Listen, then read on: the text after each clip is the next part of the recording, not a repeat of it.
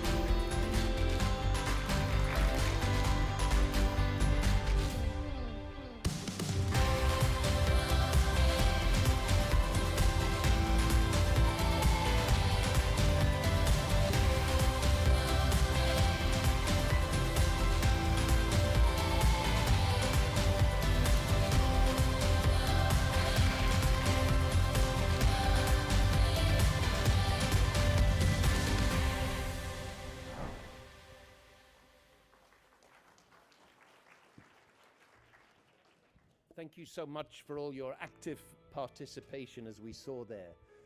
I would now like to invite Katja back up on stage. Katja Shetner, the Research Associate from MIT, who gave us the very enlightening keynote opening. So to sort of come full circle, she will give us an overview and some key takeaways of the last 2 days. Please, Katja. Thank you, Jamie. Thank you, and welcome back to the last session of the second day. However, I'm really sure you're looking forward to the more technical and really detailed sessions that you will be able to join the next few days. So, first, we imagined the future, and now we make it so. It's time to think about what we take away. What are the questions, the answers, with whom we will leave these first 2 days. And I know it's a little late, so that means we all get a little active now. No Mentimeter, but today we will actually raise hands and move a bit when we have questions. So I have brought a few questions for you before we go into my, and hopefully also your 7 key takeaways from the last 2 days. First, has this forum changed or shaped a concrete action you plan to take home? Have you now a plan, a next step when you go home that you will do inspired by these last 2 days? I will ask you in a minute to raise your hand if it's yes, concrete step, or no, I'm still processing. So here, who is here in the room who says like, yeah, I'm going home with a concrete step? Oh, yeah, great. That's amazing. That's Jamie, you too. More lending. Thank you. That's actually amazing after 2 days, because it's not easy. Maybe it's because the bank did something on the interest rates? Well, anyway, still processing. Everyone else who is here who's still processing? Okay, and the rest is unsure. Well, thank you, and let's see how we move forward. And for those who have a concrete action, great. Second question is, we've heard in the wonderful notes by Astra about the UN Decade of Sustainable Transport. Do you think that the UN Decade of Sustainable Transport will lead to economic, social, and environmental progress? Do you say, yes, the focus areas will support across these dimensions in transportation? Or do you think, no, there are so many barriers to implementation because our sector is so complex? So, Astra and everyone else, do you think, yes, the focus areas will help us to make a greener, safer, more sustainable, livable cities? See, it's more than before, so UN wins. Okay, and please be honest, because we all know how difficult it is. Do you think there is actually too many barriers in this area? Who thinks that's, yeah, we all know that it will be really difficult for the next 10 years and that we will go on beyond the sustainable decade. And finally, what is the single biggest bottleneck to turning transport projects into action in your specific context? Whether this is a country-specific context or whether that's maritime transport or wherever you come. I have 3 options for you. One is financing and banking. The second is institutional capacities and governance. And the third one is the political will and the policy alignment. So we have 3 options now. Who thinks it's the money that is it difficult for us? Please raise your hands. Okay. Jamie, you know whom to look for? To help? Secondly, who thinks it's about the governments and the institutional capacity? Oh, wow. Well, I guess that's why Transport Forum is here, to show best practices, to have the exchange, to keep on learning. Wow, I actually thought it's the third one, the political will and the policy. Who thinks that's? Okay, that's a big showing too. I suspected that after spending some significant time at OECD, the policy making, yeah. Actually, I think it might be all 3 of it. And thank you for addressing those very difficult and complex questions. Now, as my key 7 suggestions, takeaways from this forum, I suggest 7. 1, implementation is the new imperative. We have been talking from priorities to action. Implementation is key. Secondly, the UN Decade for Sustainable Transportation sets us on a clock. Private finance and blended solutions are essential.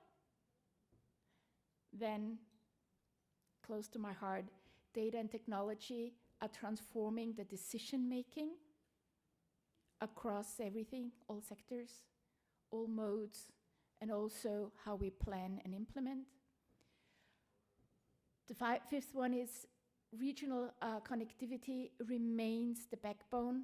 I mean, we all know how important it is to get the projects right in our countries, but we are linking regions.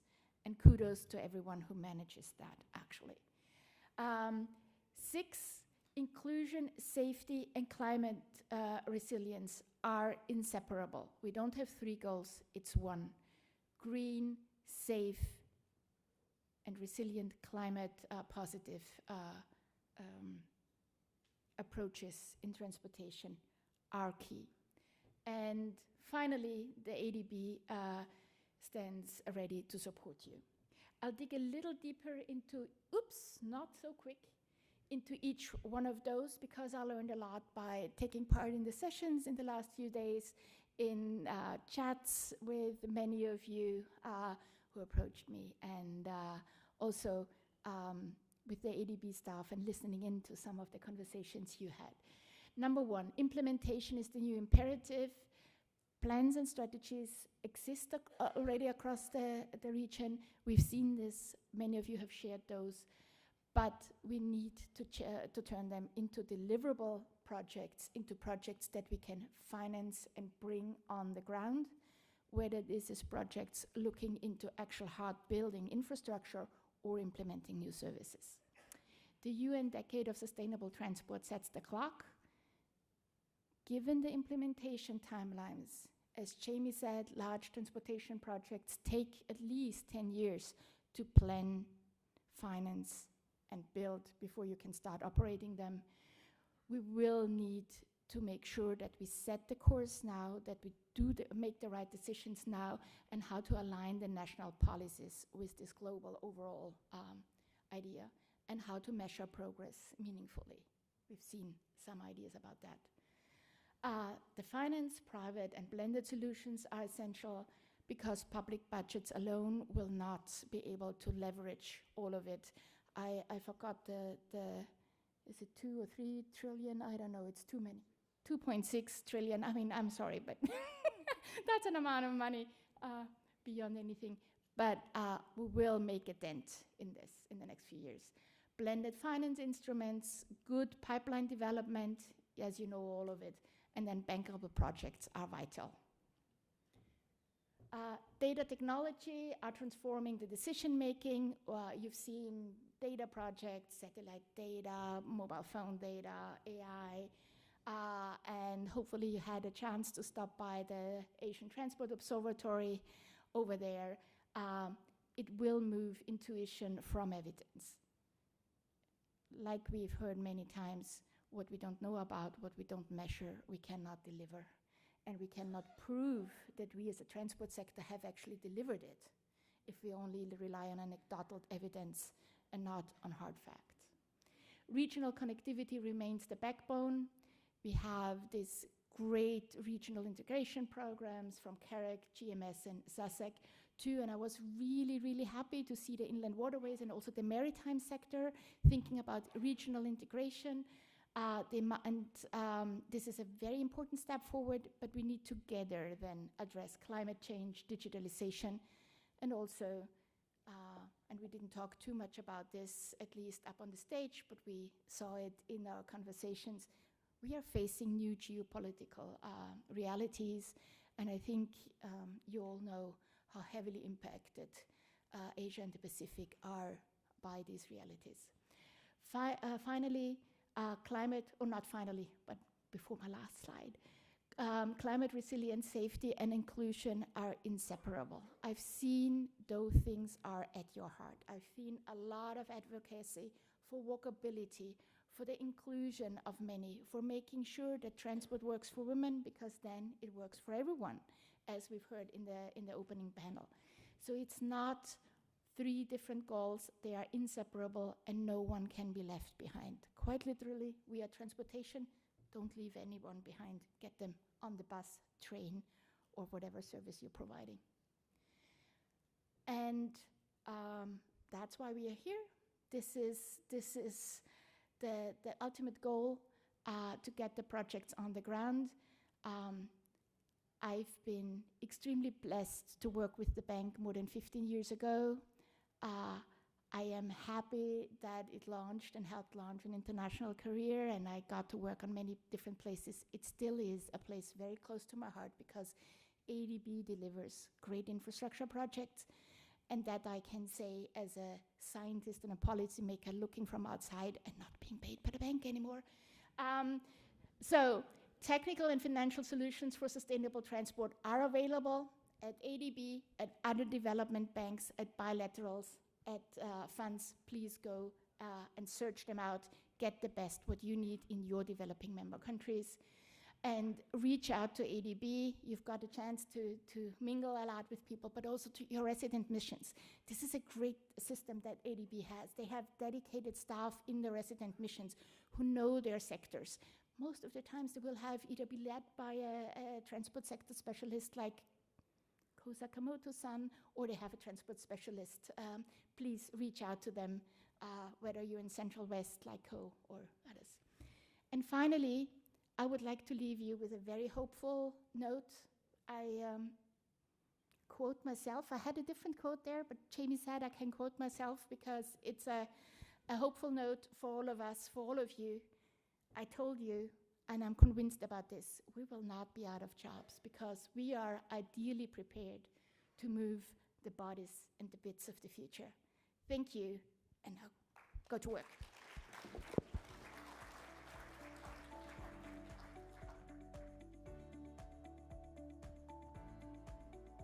Thank you, Kat. You made it very easy. I don't have to do the ADB or our donor partners sales pitch. I think you've done that very well for us.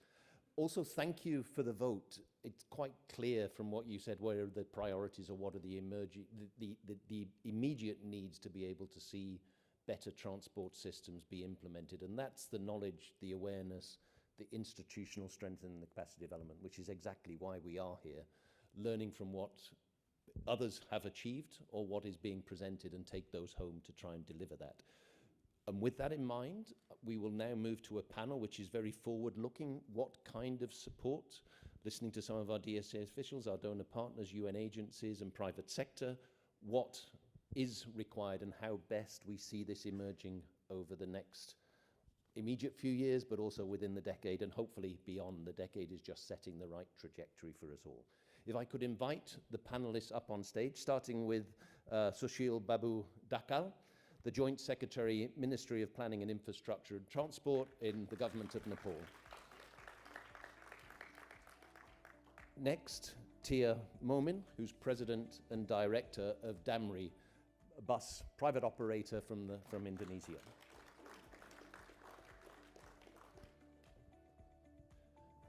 Next, from the World Bank, Practice Manager, Transport and Logistics in East Asia and the Pacific, Ben Eigbergen.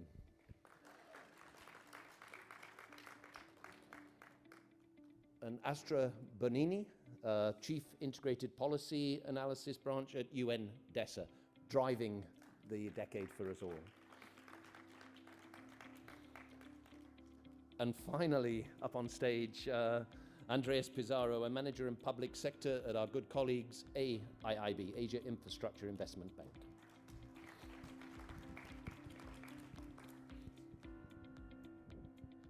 Thank you very much. I want to start off with a brief question to all of you, and please keep your answers short. I know we're a little bit late doing that, but focus in on how we're moving forward in there. But the question to put to all of you is, one of the great reasons to work in Asia and the Pacific, it's so dynamic. It changes very rapidly indeed, and we're seeing those changes almost on a daily, but certainly monthly and annual basis. But what do you see as being the innovations, whether they're technological, planning, financing, or governance, institutional reforms? But what do you of these innovations see as being the most significant to shape the region's transport systems over either the next decade or the next 1 to 2 years? Perhaps I could start with you, Joint Secretary.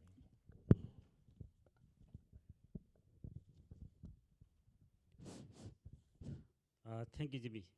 First of all, I'd like to thank the organizer for this critical opportunity. I'd like to thank the organizer. I love the theme of this conference, the priorities to actions. I think this is the big message, and this has given the consolidated message to this sector. Yeah, regarding the priorities, I think the governance should be the top priority in the upcoming days, and in the context of the changed development, innovation, the technologies, we have to go through utilizing those technologies, and we have to engage the private sectors, and we have to move together. Ultimately, our goal is to serve the people and to serve the best transport system. Yeah, that's my short comments. Thank you. Thank you very much, and you gave me a perfect segue to move next to Tia and the private sector's perspective on this. Thank you for the opportunity to work with ADB. This is the first time for us to work with ADB. I think the most important is I don't like people when they talk about the interconnectivity, intermodal connectivity. I think it has to go beyond that. I think mobility as a service integration is a must, because if only we talk about the mode itself, the model itself, it seems like it's only we talk about the hardware, but not the soft skill itself. So But if you want to integrate and you succeed for that, it means that the service has to be integrated as well. So the mobility has to be the service integration rather than intermodal integration. That's in my opinion. Maybe it's a little bit different with other people's terms, but that's what I think when we work as a practitioner. Then the second one, electrification, that we talk a lot about the electrification, I think should be backed up by intelligent energy logistics, service management, and hospitality. Because who you are, service is people, and people want to be served nicely, with hospitality, with the good service management. So this is about service. It's not only about how purchasing the bus and how to make the infrastructure there, but how to serve the people is the most important thing. And then the third one is blended and catalytic financing instrument. I think we have to develop it because, you know, with all the restraint, with all the policy that sometimes is not in our side and everything, I think we have to find a breakthrough or creativity in doing the financial structure as well. If we do just like usual, it would be difficult. And then I think the last one, but it's not the least, it's rebranding the public transport. I think it's very important that we start to do the rebranding for public transport, because in Indonesia, even in US, public transport is meant to be for the second-class citizen facility. So people, when you getting better in your economic situation, you don't want to take public transportation. That's why we have to start rebranding it. That's public transportation should be for everyone, no matter, because the democracy actually is there in a public space. It's not, I mean, the difference is only on the private space, but in public transportation work in a public space. So that's why we have to start rebranding it together. So otherwise, so everybody want and have willing to use it. I think that's the most important for me. Thank you. Thank you very much, Tia, and fundamentally the role of transport as an enabler of development, but ensuring that it is providing that service to all. We've heard from the governments, we've heard from the private sector. Now let us turn to a development partner at the World Bank. Ben, what would you see as the major changes over the next 2 years or 10 years? Yeah, you cannot. Yeah, thank you for the overview. And Katja gave a perfect kind of brilliant kind of overview of all the elements out there. The future is uncertain, of course. We know what's going on. The Hormuz situation, the war going on, it puts a lot of stress on our systems and on our economies. So transport is, of course, an important development sector, but we have to compete with other sectors as well. And transport is expensive, of course. Public transport in Jakarta, for instance, if you do a metro line here in Philippines or Manila or in Jakarta, costs a lot of money. Ministries of Finance will look at this very carefully. What is possible? What is affordable? So we need to have a kind of framework in place that prioritizes our investments very carefully, and we have to look at from a network perspective more and more, not just a road here, a road there, a tram line here, LRT here, or BRT there. We need to look at way more comprehensively, based on being in that situation. That stress, that fiscal stress, will be there even more in the years to come. I'm afraid. So we have to pitch ourselves a little bit differently. Prioritize. Plus, the word in the bank is jobs these days. So we are being held accountable in terms of how many jobs do you create. More jobs and better jobs. And I think transport is a very important kind of factor, kind of enabler for jobs. Getting to jobs, but also creating jobs. So I think we need to develop that narrative much sharper in the years to come. And I think transport is in a lucky situation in that sense, that we can develop that storyline much better. So, and I think we have good examples in our portfolio. ADB has good examples. We have good examples to show that projects can deliver. We improve trade. We improve logistics. We improve urban mobility. Talk about urban mobility. Jakarta, 44 million these days. The population is still growing. The megacities are in Southeast Asia. Regional connectivity is a big issue that needs to improve. So these are all service-related kind of logistics costs are high in the region. So there's an agenda out there that we can help together. And also, the last point is we need to work together more. ADB, World Bank, AIB, we need to work really jointly, not see it as a separate thing. Good example is the Tonga project, where we have this. There's 1 + 1 = 3, and I think that is a good example how we can work together, financing-wise, but also from an implementation point of view. So a lot of work to be done. Thank you. Thank you very much, Ben. Limited resources, so pooling those resources to ensure we get better results. The 1 + 1 = 3, a very nice quote.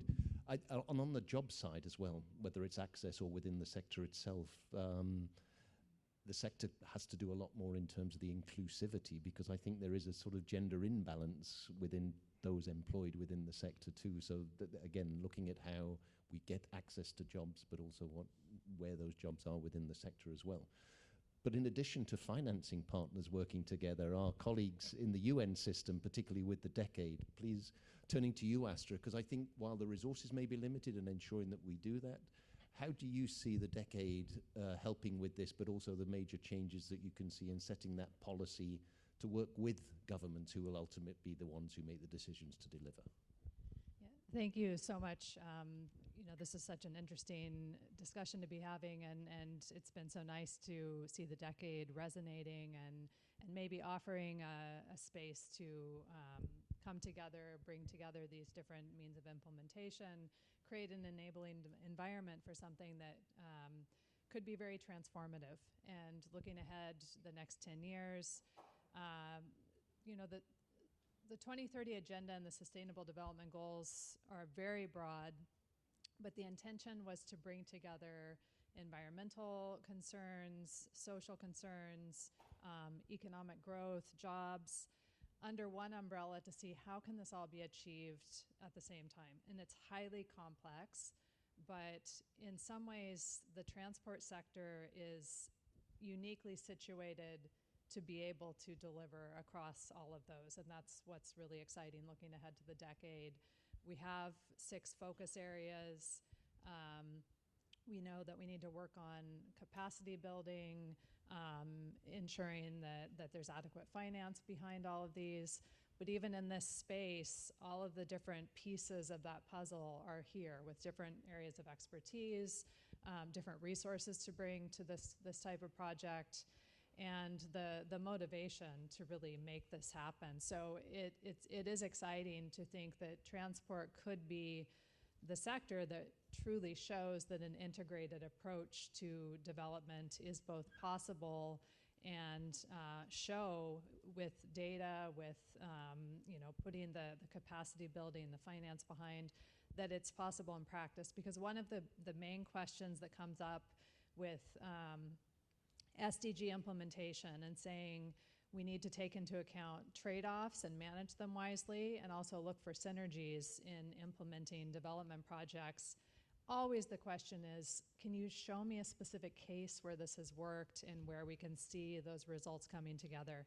And the UN Decade of Sustainable Transport, I think, is going to show those results so that it's clear with the analysis and evidence that results have been shown that can tackle all of these areas together. That's what I hope will happen, and I'm confident that it's possible. Thank you very much, Astor. The enthusiasm and the energy for it's an optimistic outlook, and I hope we're all working together to deliver that as well. Andreas, to you, what do you see the significant shape over the next decade? Okay, thanks. On the 4 dimensions of the questions, I think there are several shoulds, or we hope, and there are what I think or I see is going to happen. So on the shoulds, the governments in improving coordination governance, innovation in financing, planning that is serious and binding.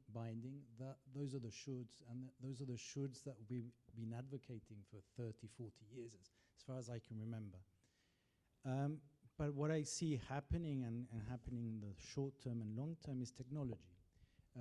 The main issues that are being faced by transport and what's shaken the sector in the last 30 years is the explosion of externalities, congestion, pollution, accidents. And we saw earlier the need for resilient, safe, inclusive transport. This is a response to the externalities created by what we do in an unintegrated way, etc. And the solution we're given is technology. It's been electrification, it's been digitization, it's been now AI. And in a way, this is great because this is real innovation, but in a way, it's also an individual response to what are coordination and let's say collective problems. We have tended to produce electric vehicles instead of mass transit in all cities. Okay. However, this is good. There are innovations. I said to you earlier that in China there are 300 smart cities today. I don't know if you know what that really means. And of the 300, 4 large ones that are level 3 development, where there are driverless vehicles already operating. There are driverless buses in Shenzhen already operating. You can purchase today in China a driverless vehicle for $40,000. So innovation has been the response to these, let's say, societal problems, and it's going to really change things in the very short term and long term. Is it what I would hope? No, I would hope the other elements that have need a more political and let's say global response. I would hope that would happen. And I think, although this is the externalities we're being able to face now and we're facing in this way, the one, I think, the most important one, the elephant in the room that we've been neglecting is space, land.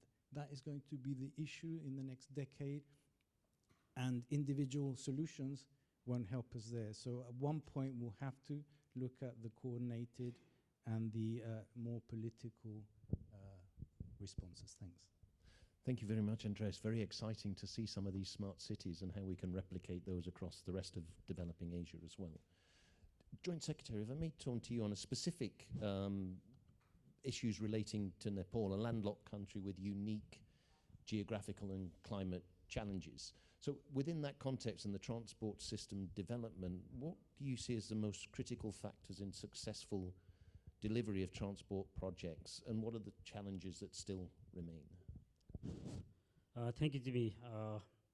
First of all, I'd like to explain the context in the Nepal. Yeah, Nepal is a landlocked country, and it has, is varied topographical variances, and we are relied on the heavily on the road transport.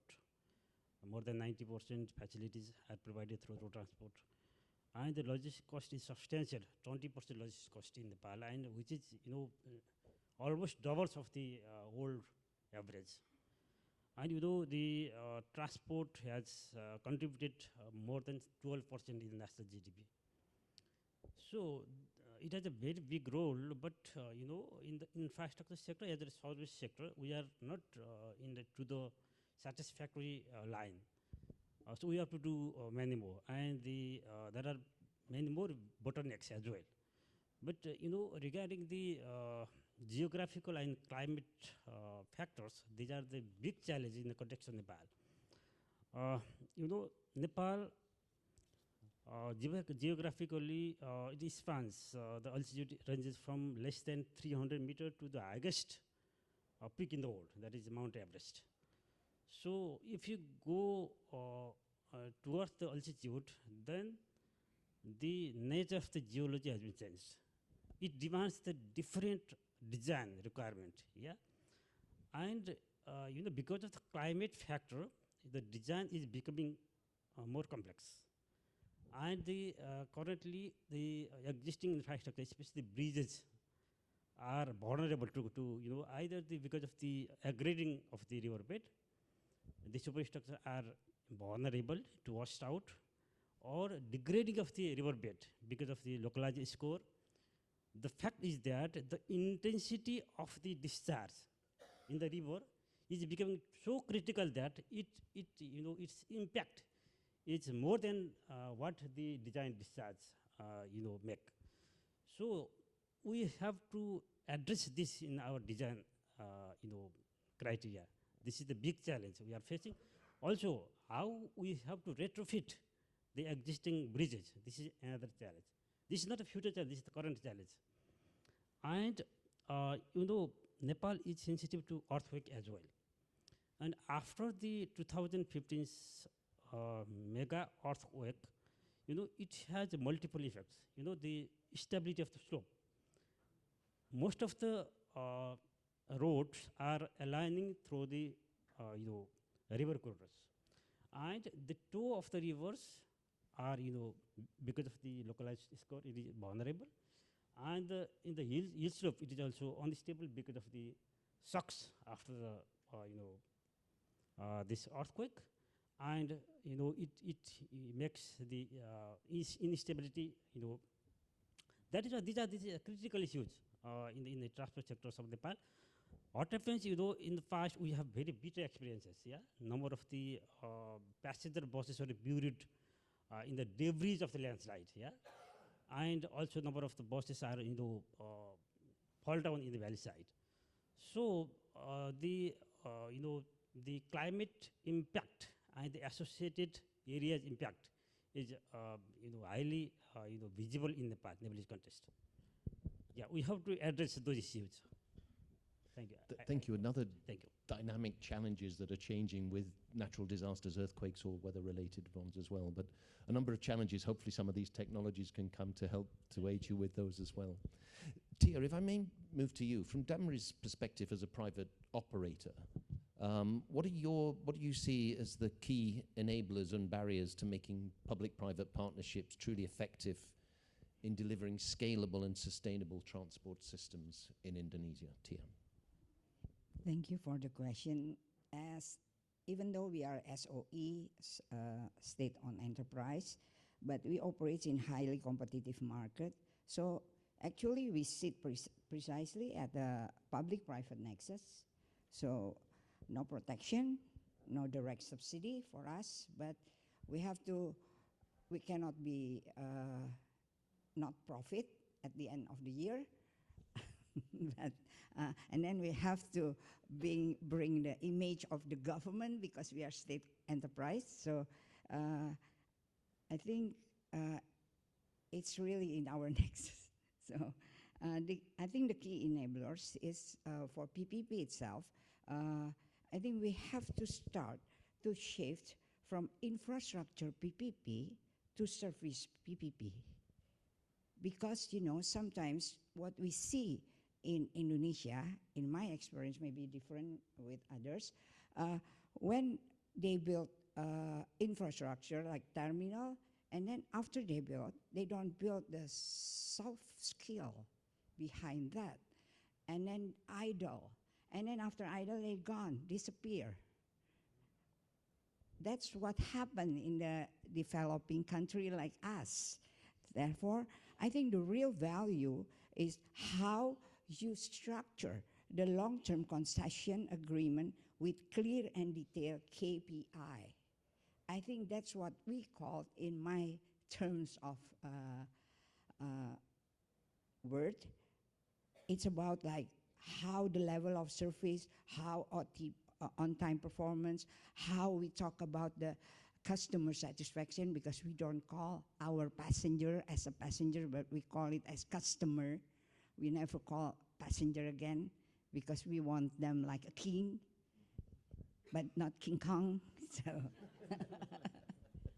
then, and the most important, that we have to ensure our ROIs there, and then the IRR there, and we can pay back the loan. If ADB give us loan, we can pay back them with all the, that's why I think we have to go beyond that, not infrastructure PPP, but service PPP. Then, therefore, PPP is not only for building the infrastructure, but also ensuring that soft skill behind the showcase. The showcase is the infrastructure itself, capable to ensure that sustainability is there. Because sustainability, it means that the company who run that PPP contract able to have profit, or whatever you call. Can be profit, can be compensation, whatever you call. But there is margin on that to stay alive. Then the barrier is very formidable, I think.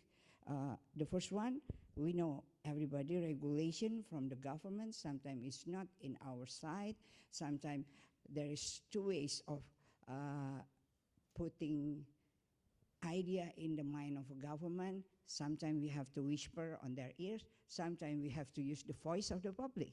So I think it's very clear.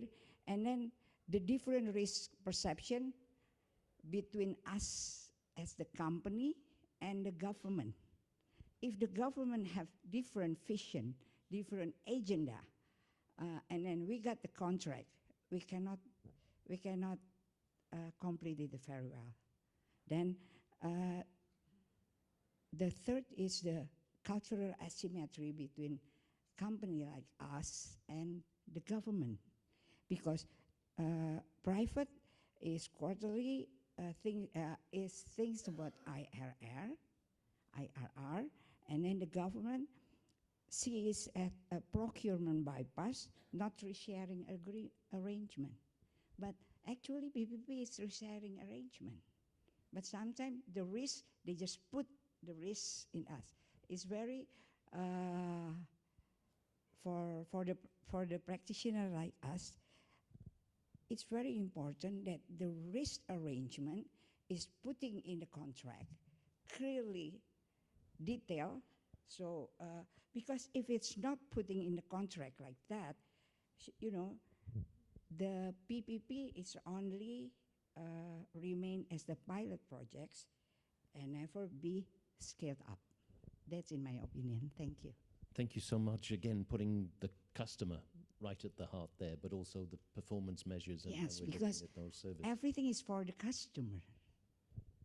Very powerful message, and whether it's people or bits, as Kachi was saying, the logistics side of that as well, we have to focus on what is the end result. Thank you so much. Ben, moving to you. So you were talking about jobs, but also that system, the transport system, and its impacts on the rest. So from your perspective, what are the biggest barriers to achieve those truly integrated transport systems that would link land use, logistics, energy, digital infrastructure, to achieve those ultimate objectives of mobility and jobs and everything else? And so what are the biggest barriers, and what would you see as how best to overcome some of those barriers within the transport system? Yeah, I was listening to your senior director, Hiro-san, when he mentioned about the need for champions for execution. I would like to phrase it a little bit stronger in that sense. Because we in our projects, they are always difficult. There's always a multi-agency problem. Somebody is in charge of the utilities, the other one in telecom, the other one is land acquisition, environmental issues. So all over the place, so nobody is in charge. So a champion would not do it many times. You need to have a strong mandate in place by a lead agency to implement a project. I think we can enforce, we can strengthen that philosophy quite a bit. because a lot of delays in our projects, ADB, World Bank, AIB, we face all the same kind of problems in our countries, that there is a multi-agency problem. And we have to overcome that. And I think there's a kind of call for, can we have a kind of lead agency who has the mandate to implement and to basically make sure that all those issues are done properly, but also in a timely fashion. Because the delays can add up quite to 1 year, to 2 years, to 3 years. And that's at the expense of the customer, at the expense of the people, not at the expense of the government, but we all face this kind of external cost. So that's one thing that needs to be improved. The second thing is on what I see is a timing problem. We put in place infrastructure, or we plan kind of infrastructure facilities and assets, but we tend to forget, okay, what will be the user, how can we maximize the benefits of a project? And that's not always locked in at the beginning, and that needs to be locked in at the beginning, because to maximize the benefits, because you put in place, for instance, a metro station, you based it on TOD, transit-oriented development. But is it locked in that private sector will step in? Is that assured? Is that locked in? Not always. So it's a bit of a wishful thinking kind of concept we are still are using and applying in our projects. As I said in the beginning, our projects are very costly. Billions are spent on infrastructure. But so we need to make sure that the users in the private sector is involved to make sure that it is being used. That's my third point. The private sector, the market, needs to be more involved in setting the stage for maximizing the benefits of our projects. And that's not always the case. So like, a good example is Cambodia. So I hope our excellency is still here. We just approved for the board a regional integration project, corridor from Cambodia to Vietnam, basically, where we made sure that logistics and private sector involvement is on board with the investments we're doing. So in terms of logistics, warehousing, cold storage, all these things are already almost locked in and envisioned and planned as such. So to maximize the benefits of those projects. So mandate is important, timing and market, the private sector involvement. These are the three elements, I think. Thank you so much. I think that echoes what we saw at the beginning, those champions, or more than champions. How do we build that capacity was shown by many in the audience as well. But looking at the broader impact, so not just the champion to drive it, but driving it for the right reasons with those broader benefit side of the cost-benefit analysis. Thank you so much. Astra, if I might now turn to you, global frameworks. We heard yesterday quite a lot about the UN Decade of Sustainable Transport, which is exciting as all, I think, but that plus the Sustainable Development Goals, they provide clear direction. But what, in your opinion, would need to happen to ensure that these goals that have been set, or the implementation plan has been drafted for the Decade of Sustainable Transport? But from those priorities, how do we translate those into effective national policies, institutional capacity development to ensure that they are being delivered? These are the key questions as we look ahead to how to make this, translate from a piece of paper and something that is aspirational into changes in particular contexts under different conditions. When I mentioned the importance of assessing trade-offs and creating synergies and the focus areas and different pillars of development, it's all based on an understanding of what those are, and that can be different in different contexts. So translating this global framework and global plan into a tangible difference, as you mentioned, in people's lives and in the users of transport. Evidence is key. I mean, this is part of the implementation plan, is having good evidence, having data that can inform the policy making. But then understanding in the Asia Pacific region, for example, aging populations may be something that is particularly important in terms of looking at transport systems and how to ensure access, how to have a people-centered approach that the implementation plan calls for. So the more granularity of how this works in different contexts is going to be really important in terms of how to deliver on something that is complex, that's looking at the different impacts across all of these focus areas and in the context of broader sustainable development. So that's one. The emphasis on technology, AI, I mean, we are at the beginning, we're at a bit of a turning point in terms of technology, so how that plays into implementing the decade is exciting. There's a lot of promise. There are also risks, and the element of leave no one behind, which is crucial for the decade, for the SDGs. I was just looking at the data because the access to the internet, I mean, this is one of the SDGs. And it's one that has made great strides since 2015 when the SDGs were agreed, but it's also one where there's a lot of inequality. And Asia and the Pacific has some of the leaders in technology and AI and data and access to the internet.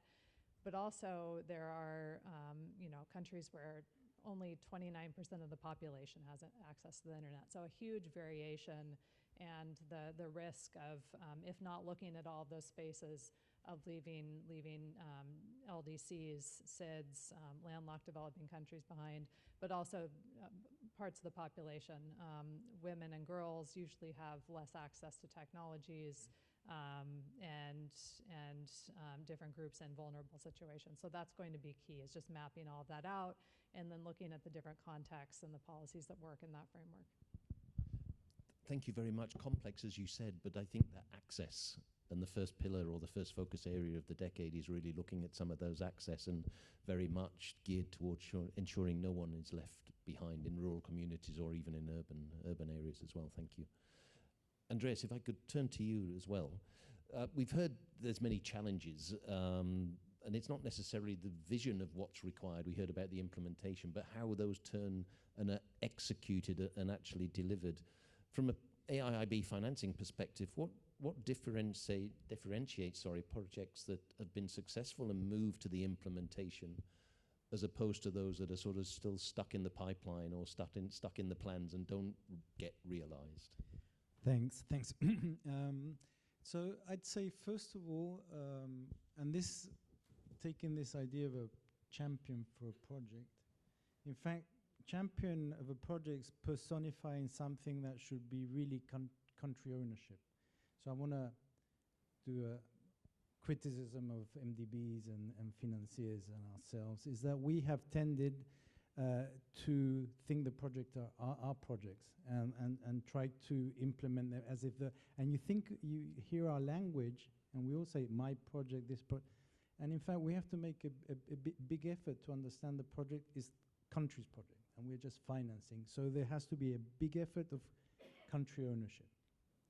With that country ownership, that means less hand-holding from the financiers first, and mostly a lot more responsibility from the country. For instance, if we take the pre-investment, the investment cycle, there's a pre-investment side, which are plans. There should be clear planning, plans that are serious and that prioritize and that have some obligations to them.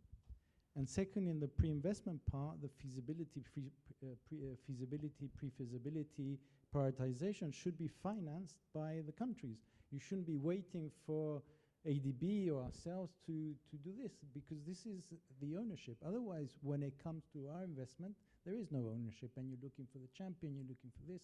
So I would look at, for instance, a country like India that does this. This is, they finance all their pre-investment, and when the project is ready, it comes to look for the financier. And there, the second type, the third suggestion is that there are clear readiness criteria. Because as Ben said, these are large investments. You don't want to have an investment approved, a loan approved, and then sitting there because you're paying commitment fees, you're paying this, lots of costs. So to summarize, there should be country ownership, and we should understand that these are not our projects. And there should be that country ownership means that you, as countries, have to prepare the projects. You have to prioritize and come to us only when it's ready and the land acquisition's there, the impacts assessments have been done, so that when the loan disperses, there are no delays. So to answer your questions, the projects that are not sitting in pipelines are those that have gone through that process. Thank you very much. Quite clear message, the champions, the ownership, the institutional structures, the risk sharing, and from the government's perspective, what are those priorities as well? Thank you very much for the sort of overview there. One last quick fire round. Cast yourself forward 2 years from now, and as the focus of this forum, from priorities to actions, or from ambitions to delivery, 2 years from today, what would you see, one particular sentence, one particular action that would demonstrate that we have been able to transform those ambitions and maybe see those being delivered? Joint Secretary, please, can I start with you? Short, one sentence, what would you like to see have happened in 2 years to show we're on the right path? Thank you, Jimmy. Yeah, I'll try to minimize. Actually, this is the big opportunity for us, yeah, because we are late movers, but we have the opportunity to jump, yeah, because we have, facility to learn from the other. Many cities are failed and again built, but we have this opportunity to learn and apply in our context. This is the big opportunity. We are situated in between the India and Nepal, India and China. And the major corridors are passing, the SASEC, BBIN, BIMSTEC corridors are passing through Nepal. And every dollar spent in Nepal in this corridor, it will contribute for the yield to the sub-region. So, in respect of technology, for the sake of the assuring the seamless connectivity, we have this facility, and collaboration is matters. Between the India and the other countries in the sub-region. This is the big message from this transport forum as well. And Nepal is very rich in forest. More than 44% is forest coverage, and but the linear infrastructure has to pass through these areas, and it demands the costly infrastructure, the overpasses, etc. And it demands the huge cost, and this is becoming a big challenge for us. So this is the forum. So because the climate and the environmental issues, ecological issues are not the localized issues. This is the global issues, and Nepal is expecting some contribution from this in this regard as well. And yeah, digitalization of the governance and the adoption of the safe road system. These are the big opportunity for Nepal, and we are making, updating our transport policy, and we have included all those recent approaches in the policy. And the thing is, we have to implement it. And for the implementation, we are, seeking the enhancement of our capacity of our institutions. Yeah, without capacity enhancement, it is very difficult to do because we are executing the 21st century infrastructures and services from the approaches in the institutions which are established in 20th century. That is why the big changes required there, and the contribution from the development partners should be there in this regard. Thank you very much. Thank you so much. Tia, for you, a quick response to how do we successfully move? Can I negotiate as a businessman?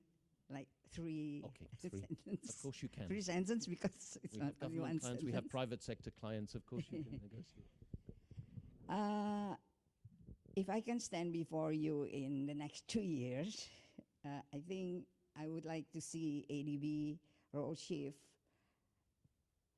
from funding independent projects to become orchestrator to the output and the outcome of all projects that you fund, you financing, and then makes those projects genuinely service integrated for the public. That's what I want to see in the next 2 years. And then the second one is very important for us, close financing for more financing for Damri, for more fleet electrification with lower and lower interest, but higher and higher benefit for the public and the environment. And then the third one, I think in the next 2 years, customer experience actually speaks itself, how good is our achievement is. So if the seamless and friendly experience journey of the customer is getting higher and higher level or can be ensured, I think it's truly our aim achieved or delivered. Because in our opinion, I always planted to the people in our company, the bus and infrastructure is the hardware, but the experience created by the journey is the real product that can sell to the public. What we need is repurchasing if we sell. And the people will buy and buy and buy our product again and again. So it makes our company sustainable. It means the service for the public will be sustainable because the government doesn't do directly service business to the public, but we are the operator who do directly to the public. So we have to sustain by having more repurchasing from the public. Thank you. Thank you so much. I love your phrase of ADB being an orchestra of that sort of broader change, and you can hear there was talking over there as well. I was obviously getting a lot of support in terms of moving ADB forward there. Ben, same question to you. I feel like I'm almost doing an interview. Where do you see yourself in 5 years' time? But 2 years from now, what would you see as having achieved that ambition to deliver? Let's be very honest. What is 2 years? 2 years is in the biggest scheme of things, almost nothing. But I would like to see some traction. Look, I've been covering now for the last 5 years, East Asia, Pacific. And I see two elements that needs, also in light of the circumstances and the current affairs in the world. I think this region needs to, and it was mentioned, the regional integration. I would love to see better connectivity between the countries, and that is very much needed. In Southeast Asia, it's much needed. Also in the Pacific, it's much needed. You need to open the lines between the countries. That will improve trade, that will improve activities, economic activities. The region will benefit from that.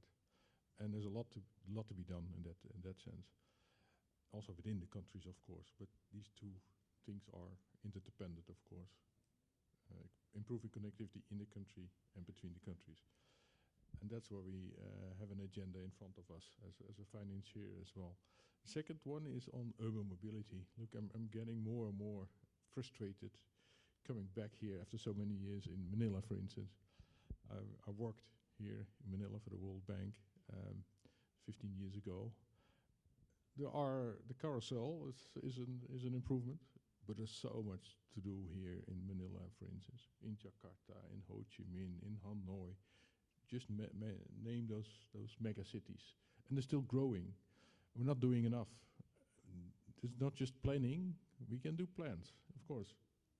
Planning is not an issue, but we need to do something, execute something that will improve mobility in the mega cities.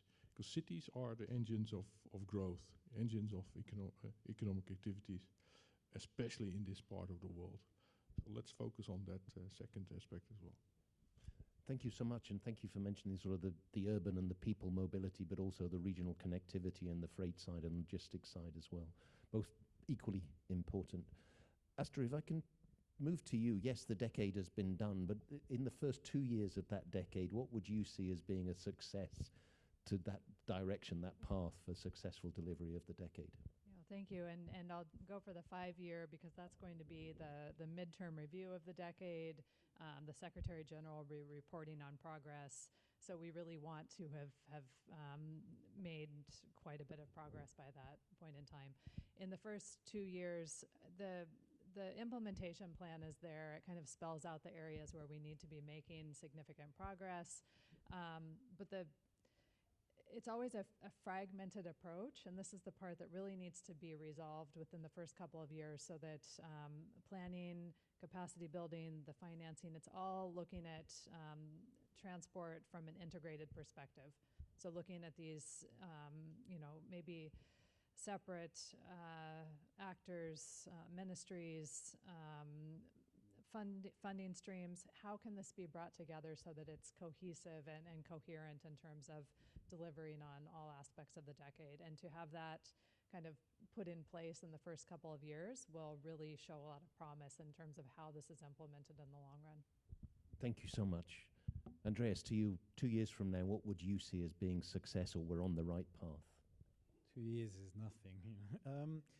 I'd say that as I said earlier, the way we are approaching transport has been a result of externalities, and the climate change, environmental impact ones, I think well addressed, or at least are in at least there is awareness, let's say. I would like to see more collective approaches to those issues, because the transport is a public need, a public necessity, and we could go so far with the technologies and individual solutions. So I'd like more effort in coordination and addressing this as with collective solutions. Thanks. Thank you. 2 years, just the start. But yeah, I think as Katja said right at the beginning, we're in the transport sector, we're probably never going to be out of a job to see all these things happen and the dynamic changes that we will all face as well. Please join me in thanking our panelists for an excellent discussion. Thank you so much. We're slightly over time, but 2-3 quick announcements. The main one being thank you so much for joining the main transport forum yesterday and today. But it is not yet over. We have another 2 days, which will allow us to do deeper dives into some of the innovative solutions that we have heard about. And just on screen now, Thursday and Friday, we have another range of sessions, which will be in these same areas, but split into 4 different rooms. So please do join us over the next 2 days to dig deeper into some of these solutions, capacity development. You may have noticed on the way in, there's a number of different stands, the Asian Transport Observatory, the ADB's library, but also a very interactive VR system. If you haven't tried that out, of Cox's Bazar, the railway in Bangladesh, please have a look at that.